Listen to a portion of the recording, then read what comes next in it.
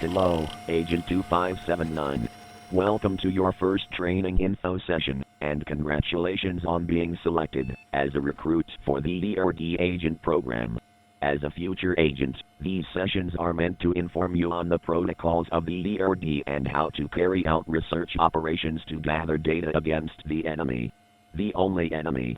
Entities. Entities are otherworldly beings that humans have been coming into contact with for thousands of years. With their hostile nature, obscure behavior, and mimicking abilities, entities pose the greatest threat towards the preservation and security of the human race. In response, the DRD was formed with the mission of gathering data on the extraterrestrial threat in order to terminate it and ensure the safety of the public.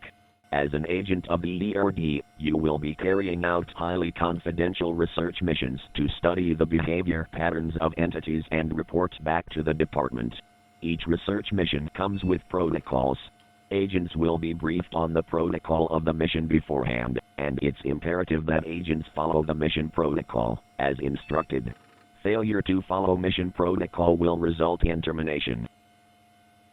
In 1972, Agent Redacted was conducting surveillance on an entity. The entity was located at Agent Redacted's house, while his wife was home. The agent tried and successfully saved his wife. Mission protocol stated that in order for accurate data to be acquired, civilians should not have been engaged or assisted in any way. Agent Redacted did not follow mission protocol. Agent Redacted and his wife were terminated. Entity detection. Entities who possess human characteristics are the most violent, deceptive, and invasive threat to public security. Because of this, it is vital that an agent be able to distinguish between what is real and what is fake, while out in the field. The department has found that first-year agent fatality rate goes down from 34.7% to 26.2% after becoming proficient in this skill. When observing a human figure, it's important for agents to keep an eye out for these common physical anomalies: loose skin, incorrect physical features, missing physical features, and odd speech patterns. To repeat, these methods of detection must be studied and perfected to be used in all areas of life. A good agent takes note of everything they see, questions everything they see, reports everything they see, because the threat is invasive and elusive. The back door stands open. The enemy is inside. 5 and 7. This call came in at 1901. Advised a male and a female were arguing with each other near to the car dealership that's over there, the southeast corner. It's a white male, 50 years old, 6 foot, medium build. He has gray hair. He has jeans and he's riding a motorcycle. And then there's a white female, 5'4" to medium build, thin. The female wore a little smirk on her face as she opened up a new file. Your training commenced soon afterward, correct? Correct. DRD protocol, entity classification, facial recognition, weapons training, and sensory simulation training. She nodded. The delicate scratching of the pen became rhythmic and tangible. I tuned my ears to the stresses and the long, drawn-out strokes, as if I could discern the shape of the letters. Moving ahead to Lucy Domer, the day after your encounter at her residence, you met your partner. Correct. Why don't you tell me about him? There was a piece of thread coming out of the armrest. I wrapped it tightly around my index finger, until it turned purple. What do you want to know? John called me that morning, meeting at the Groove Line, 2 p.m. No further instructions were given. A nervous curiosity about the order crawled in me. At that point, I rarely had interactions with other agents. My mother was already back at work, so I dropped JJ off at school. I squeezed her and made sure her pillow was stuffed in her backpack. I told her to keep it there. She took cautious steps towards the front door, and something in me twitched when her teacher, Ms. Tanya, dragged her in. Lakeside High isn't big, but it's big enough for it to be a concern. I kept my eyes on the other students, as we all filed in through the front door, each of us having to pass through a metal detector. My service weapon was in my backpack, disassembled and packed up in a pouch John gave me. I reassembled it in a bathroom stall, faking a cough, as I slid the barrel into place, and holstered it in the back of my jeans. They could be anywhere. In algebra class, Lucy's desk was empty. One of her friends, Sarah Benjamin, covered for her, saying she was sick. Mr. Tordet gave his best wishes, as useless as they were, and began passing out statistical worksheets. Sarah whispered something to the girl next to her, while glancing at the empty space. She didn't know where Lucy was. But, once again, I knew, the problem was a question of when. It could have been weeks, months, even years. I passed by Sarah and her group of friends almost every day in the halls. They were always giggling about something, and amongst that swarm of actresses was Lucy, smiling and laughing with everyone else. At 1:30 p.m., an excess of students overflooded the cafeteria as usual. A half-finished tray of mush and peas sat in front of me, while I flipped through my black book. The faces in my Polaroids were scattered amongst the space at different tables and groupings. Whoever it was, I'd pull out their Polaroid and compare from a distance, observing the skin, the eyes, the skull underneath, and the distribution of everything in between. There'd be times when the subject would catch my gaze, as if it had begun to burn them, and their table would begin whispering again, the memory of Marie being passed among them. They were always whispering. I didn't care. I slipped the Polaroid back into its pocket and moved on to the next subject like a guard going from cell to cell. This is the job.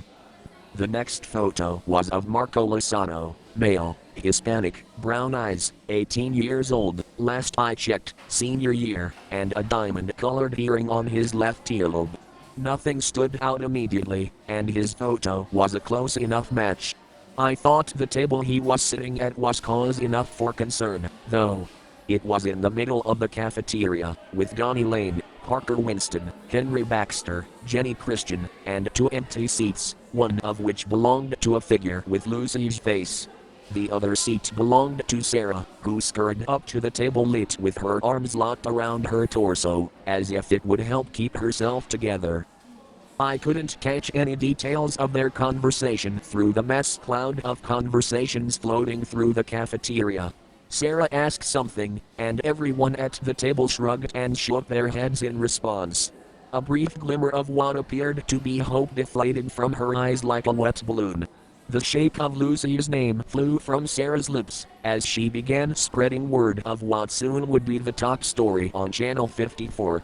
A cloud of anxiety spread to the rest of the table. Everyone began talking at once, multiple questions stacking on top of each other, burying Sarah underneath. Tears came to Sarah's eyes, before she got up and ran off. Donnie chased after her, and then Marco, checking his watch, followed not far behind. The Groove Line was a block away from school, the only other record store besides the vinyl walkway. A large majority of the student population frequented the place to meet their musical demands, often visiting on the weekends for some 2-for-1 deals. It was an odd spot. Even at the beginning of the week, it was still guaranteed to be busy, and the department tended to be more discreet with their meeting locations. When I walked inside, there were speakers on the walls, chanting some alien distorted vocals. The clerk at the register briefly glanced at the new customer before returning his attention to a box of radio parts, lightly bobbing his head to the beat of the music. The shop was cramped and dimly lit.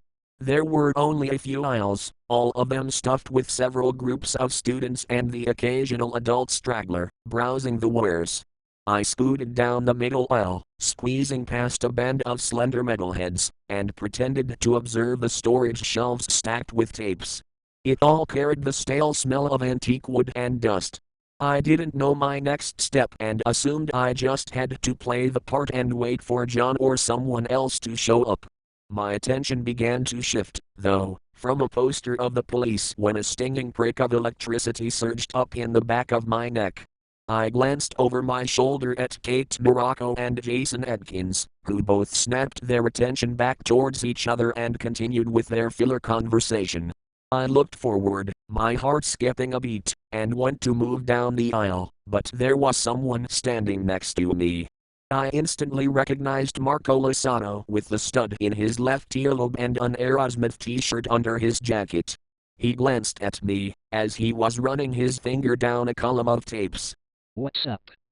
Never seen you here before. He gave a gleaming grin with an edge at the corner like something you'd see in a recruitment poster. Just browsing, I said, stretching my mouth wide. Right on. Congratulations on stopping by the right place. Most new guys go to Walkway cause it's cheaper, but they usually get wise pretty quick. Mr. Perry's selection is dated as hell too, even for me. No one liked Mr. Perry. The students often referred to him as a shriveled old fart, citing his constant complaints about the groove line, our generation, and the devil music we listened to. Plus, at 6'7", with a slender toothpick figure, and a melted expression marked by disdain, he tended to make his customers uneasy, as he stood, slightly crouched, behind the counter. People talked about it enough that I had to conduct surveillance on him. Old man won't even carry Fleetwood, says they look cult adjacent. Can you believe the shit? Hey, you like rock? He pulled a tape out of the shelf. Don't Fear the Reaper, Blue Easter Cult, dropped in 1976, you might like it. I didn't respond. Instead, a picture of Marco's lunch table came to mind, where a figure wearing Lucy's face was sitting next to him. Not your style, huh? Marco shrugged. My mistake. How about this one? He handed me a blank cassette with a white strip of tape from his pocket. The letter Z was written on it in black Sharpie. My mind buffered for a moment, not recognizing the signal. Then I glanced over my shoulder again. Kate and Jason had their backs turned. Might suit you better. I snatched the tape from him and stuffed it in my pocket, and then turned to leave. His hand gripped my shoulder, and my muscles went rigid. Say, man, your name might be on it, but I'm afraid our mutual friend wanted us to share. I turned and took a small step back, letting Marco's hand slide off my shoulder. He kept the same smirk and nodded over to a shadowed hallway leading to the back of the shop. Listening booth's back there. It's private. He playfully looked around and smiled before stepping to the side, gesturing for me to go first. I pictured his Polaroid, as I stared at his face. Do you love your mother? The grin disappeared once he caught on. Dude, you serious? Do you love your mother? Marco frowned, mumbling something under his breath. He sighed. I love my mother just as much as my sister does. Have you ever held a girl in your arms? Looking for pointers? He said with a slight grin. I turned to leave. Yes, she smelled like dandelions in spring. Can you chill the fuck out? I nodded towards the hallway, letting out a quiet breath that was trapped in my chest, as Marco rolled his eyes. The sound booth was a padded box with one cassette player and a turntable, each sitting on a small plastic table. I kept my eyes on the door, as Marco inserted the tape and pressed play. Agent 2579 and 6425, you have been assigned to each other as partners. Your first assignment together has been approved by the department and your supervisor. The door clicked and opened. I slapped the pause button. Jason and Kate were at the door. Oh, sorry. It's all good, man. Marco waved it away with a smile. Jason smiled, glanced at me, then closed the door. I waited a minute in silence, my heart recovering its beat. I didn't respond to Marco, as I looked back out the glass door. They had left, the hallway was empty. Marco pressed play. Your next research assignment is to observe and collect evidence of possible entity activity at 313 Shreveport Drive. Do not directly engage with any civilians or entities. The tape ended. I was already on my way out the door. Hey, where you going? To work. But we still got one more period left. I didn't answer and left the shop. Kate and Jason were nowhere in sight. I got back to the school parking lot and started the car, flinching, when Marco tapped on the window and got in. Working man. All right, let's ride.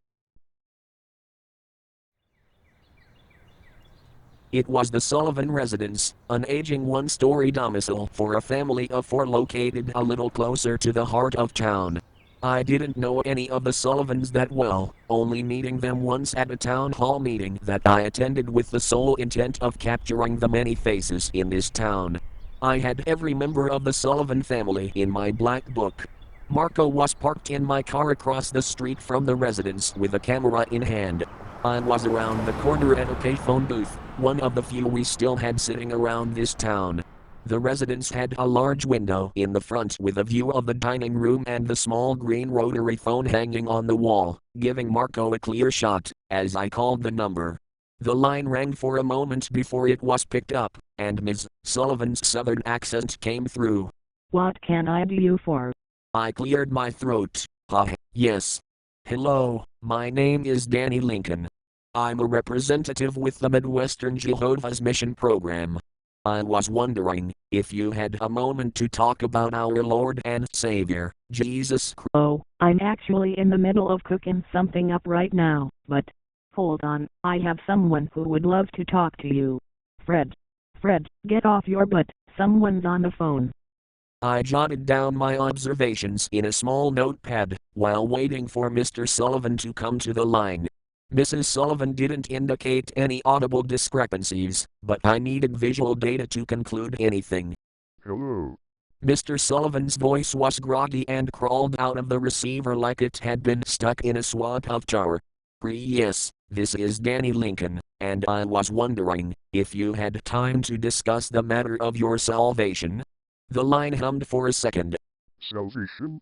He rolled the word around in his mouth, trying it out.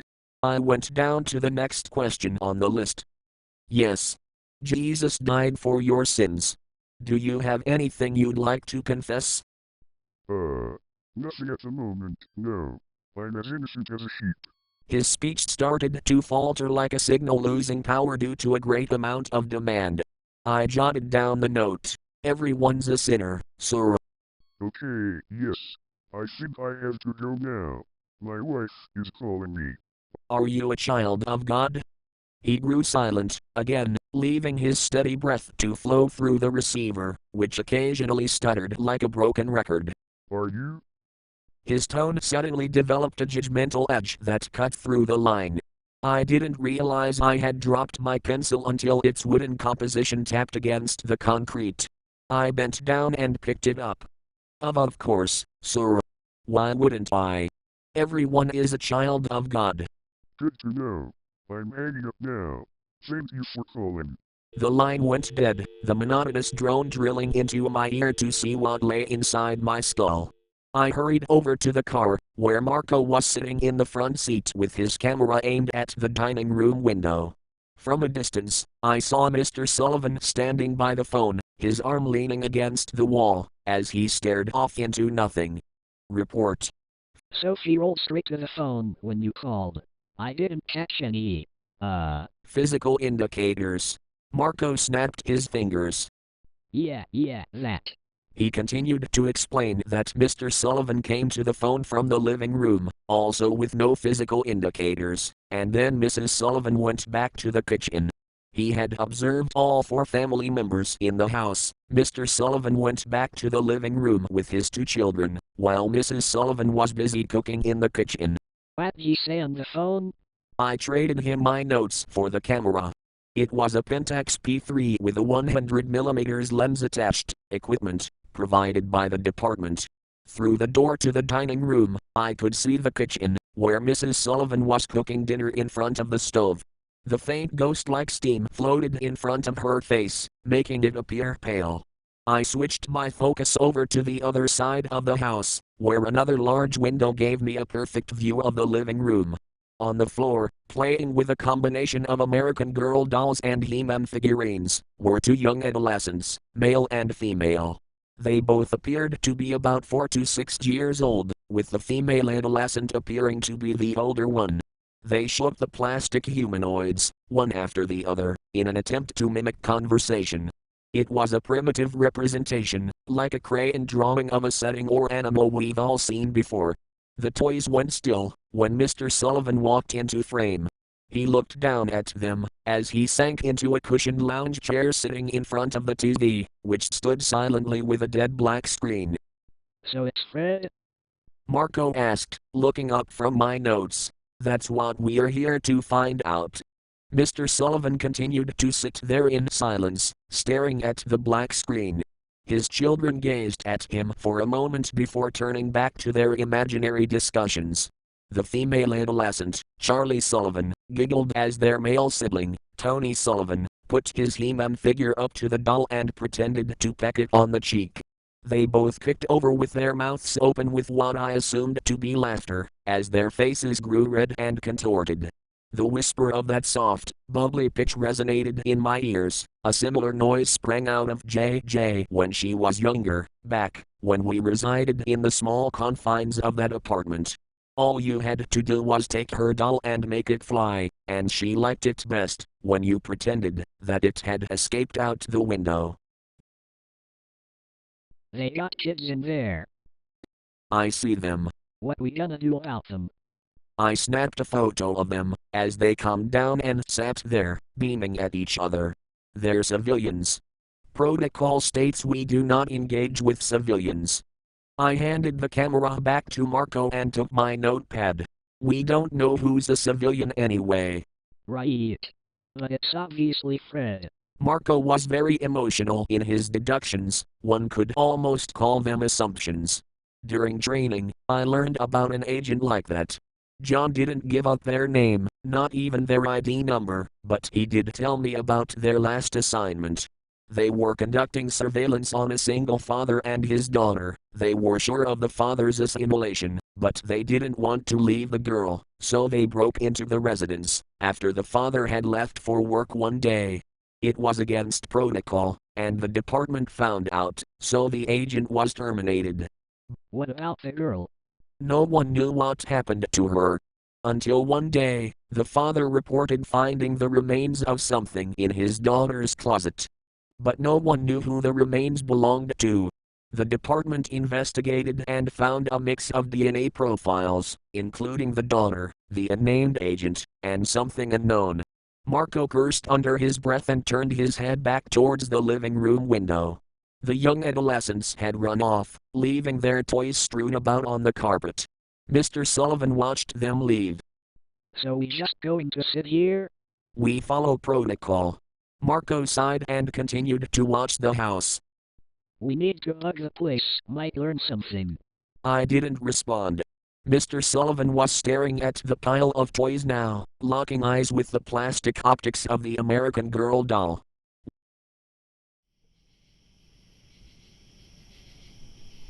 We were out until dark. With most of the streetlights appearing to be broken, the light from the Sullivans was all we had. The adolescents were asleep. The adults were watching the news in the living room, something about the Walsh case again. At 11 o'clock, Mrs. Sullivan went to bed. Her husband did not follow at first. Instead, he stared at the brown carpet where, cast by a nearby light across the frizzy texture, her shadow drifted. That was the last photo I took that night, his wife's shadow laid out in front of him, as he sat perched above on the couch like a gargoyle statue, watching. Her shadow shuffled away, he shut the TV off and got up, failing to cast his own shadow. As he left the room, we still don't know why. The light went out. It was pitch black around us. The world, one-story houses, cracked concrete sidewalks, slanted mailboxes, still wind chimes, weed-infested gardens, all gone. The faint outline of everything remained printed on my retina like a developing sketch before it too faded away along with all the sensory details it carried, and I was left with nothing but the steady buildup, and then sudden drop, of Marco's breath. I flipped the ignition, bringing the headlights to life. They guided us, as we drove off. We stopped at a payphone on our way back into town. Marco kept watch, while I called John, reporting my findings on the Sullivan family. No conclusions yet. More observation time required. Understood. We think it would be beneficial to bug the house, collect more data even, while we are not here. Do you have a window? The adolescents are at school most of the day. Same for the adults. Both of them should be busy with work, supposedly. Understood. Request granted. You can pick up the equipment when you drop the data off. I was about to hang up when John threw out his last inquiry. And Marco? He was sitting leaned up against the front tire, fidgeting with a blade of grass, as his eyes lingered idly, lost in thought. Undetermined. More observation time required. A pause. Understood. He hung up. There was no need for the motel tonight. I was sure that nobody saw us, so I offered to drive Marco home. He politely declined, but I reminded him that it probably wasn't such a good idea to go wandering around at night these days. Rain began tapping on the roof of the car, as a stranger would tap on your bedroom window. We sat in silence for the most part, as the radio played, at Marco's request. The long stretch of that dark road made my mind wander back to the unknown remains in the girl's bedroom. Multiple agents were sent in to investigate, and they all sent out reports discussing their theories as to what happened. One argued that the daughter was assimilated and attacked the agent before assimilating them. Another report argued that the agent was already assimilated and attacked the daughter before sending in a false report. And the last one reported that the father attacked the daughter, and the agent never found her due to an inadequate search. The last report was disproved. After the father was terminated and tested, his DNA came back normal. That left the first two reports to be argued over. However, John disclosed that the department generally considered the first report to be official. But if I must be honest, I always found that to be a convenient judgment. The first report is simple, easy to accept. The second theory brings with it a lot more questions. How long had the agent been a doppelganger? How did we not know? How much did it know? What did it learn? And are there any others? Either way, there was no way to confirm anything. There was nothing to learn from the remains, and the agent had already been terminated, their body burned. We were only left with our own home-crafted truth, a primitive representation of the plausibly real thing. Eventually, Marco decided to break the silence between us. Ask you something? Why this job? Why did you? To protect people. You know, friends, family. I nodded in agreement. Marco chuckled softly before wiring his mouth shut. He crossed his arms and leaned back, almost as if he wanted the seat to swallow him. It's just weird, man, this job. I thought I'd be knocking down doors and, I don't know, maybe stop some carpenter piece of shit from ripping a girl's head off or something.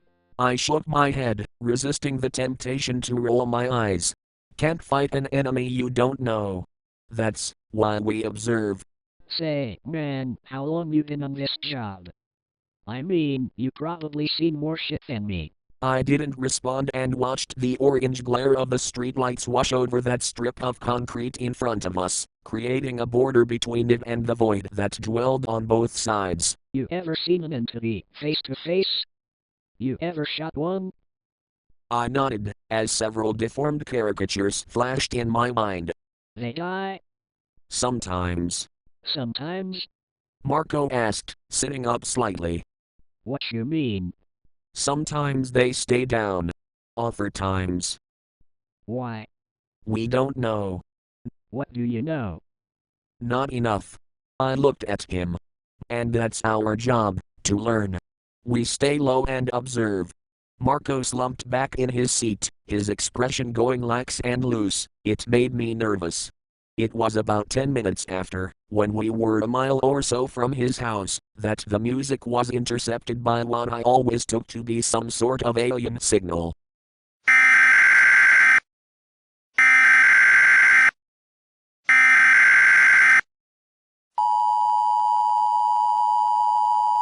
This is an Amber Alert. Lucy Delmore. Female. 18 years old. Last seen wearing a white blouse and jeans. Please Marco's ear perked up at the sound of her name.